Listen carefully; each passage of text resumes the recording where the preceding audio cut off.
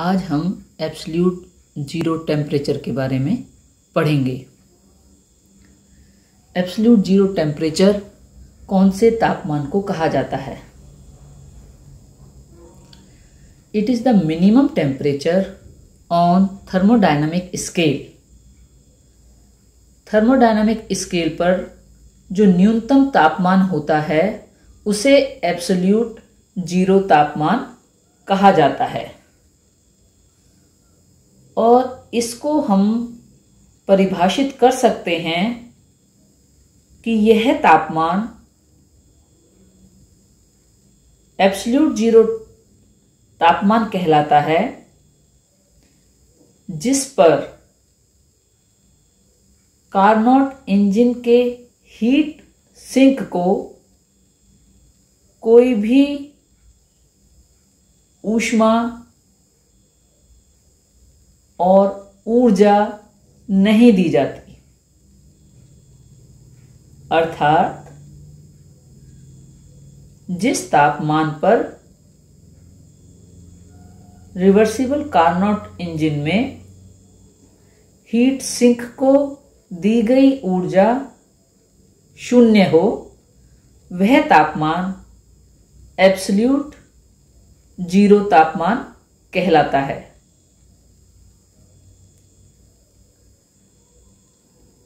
इस तापमान पर सोर्स से ली गई ऊष्मा के रूप में ऊर्जा पूर्णतः कार्य में परिवर्तित हो जाती है,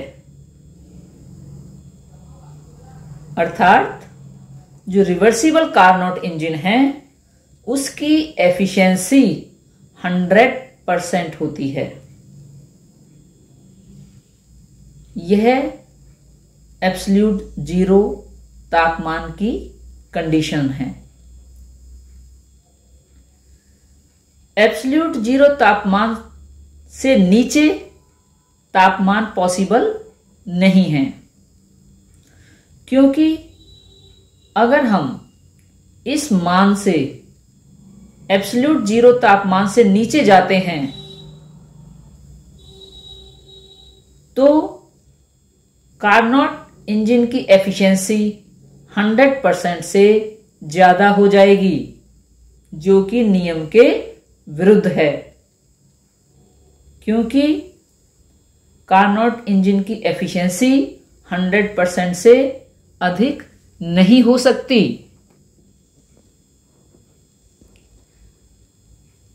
अगर ईटा कार्नोट इंजन की एफिशिएंसी है तो हम लिख सकते हैं ईटा बराबर है 1 -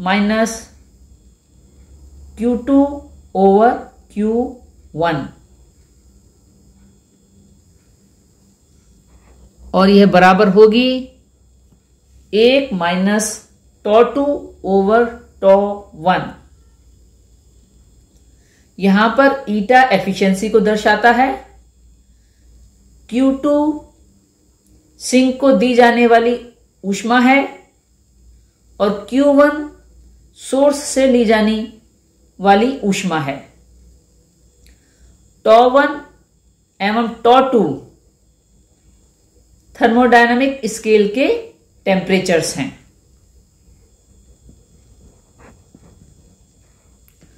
अगर τ2 बराबर 0 है तो Q2 भी बराबर 0 होगा, अर्थात सिंक को दी जाने वाली ऊष्मा ऊर्जा 0 होगी, तो कार्नोट इंजन की एफिशिएंसी 1 होगी, यानी मैक्सिमम एफिशिएंसी, या हम कह सकते हैं एफिशिएंसी इज मैक्सिमम बीइंग 100%। अब अगर हम थर्मोडायनामिक स्केल पर कोई अननोन तापमान ज्ञात करना चाहते हैं तो उसके लिए हम एक कार्नोट इंजन ले सकते हैं जो कि कार्य कर रहा हो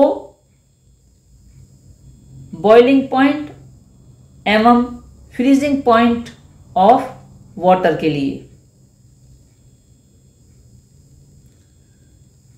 अगर कार्नोट इंजन हमारा हीट लेता है Q1 at boiling point tau B of water पर और हीट Q2 देता है at the freezing point tau F of water पर, तो हम लिख सकते हैं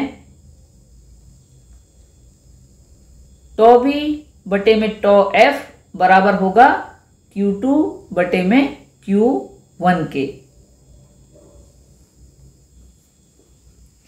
हम एक अननोन तापमान निकालना चाह रहे हैं थर्मोडायनामिक स्केल पर। उसके लिए हमने इस कार्नोट इंजन को कंसीडर किया है, जो कि दो तापमानों के बीच में कार्य कर रहा है, जिसमें से एक तापमान तो बॉइलिंग पॉइंट है पानी का और दूसरा तापमान फ्रीजिंग पॉइंट है पानी का। तो हम इस तरह भी लिख सकते हैं टॉ B बटे में टॉ F -1 बराबर है Q2 बटे में Q1 -1 के। यहां से हम टॉ B माइनस टॉ F बटे में टॉ F बराबर होगा Q2 माइनस Q1 बटे में Q1 के। ये इक्वेशन 1 हमें मिल रही है। हम जानते हैं टॉ B माइनस टॉ F बराबर 100। पानी के बॉइलिंग पॉइंट और पानी के फ्रीजिंग पॉइंट का अंतर 100 के बराबर होता है। तो यह इक्वेशन 2 हो गई है। अब अगर हम इक्वेशन 2 को इस्तेमाल करते हैं इक्वेशन 1 में, तो हमें 100 बटे में टॉ F बराबर Q2 माइनस Q1 बटे में Q1 मिलता है। और इसको हम इस तरह से लिखें टॉ F बराबर है 100 Q1 बटे में Q2 माइनस Q1 के। तो इक्वेशन 3 से हमें टॉ F की वैल्यू मिल रही है। अब अगर हम ये माने कि जो कार्नोट इंजन है वो कार्य कर रहा है अननोन टेम्परेचर टॉ और फ्रीजिंग पॉइंट टॉ F के बीच में, और सोर्स से हीट Q ले रहा है, तो हम लिख सकते हैं टॉ बटे में टॉ F बराबर है Q बटे में Q1 के।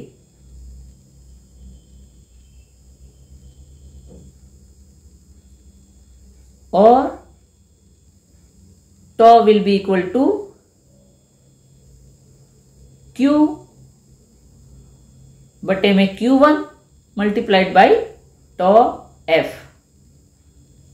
अब अगर इक्वेशन 3 को इक्वेशन 4 में सब्स्टिट्यूट कर दें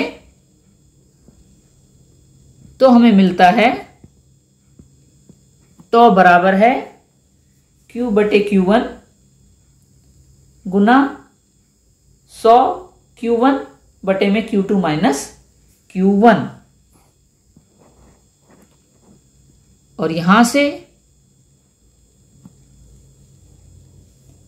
हमें जो अननोन टेम्परेचर है टॉ वह मिलता है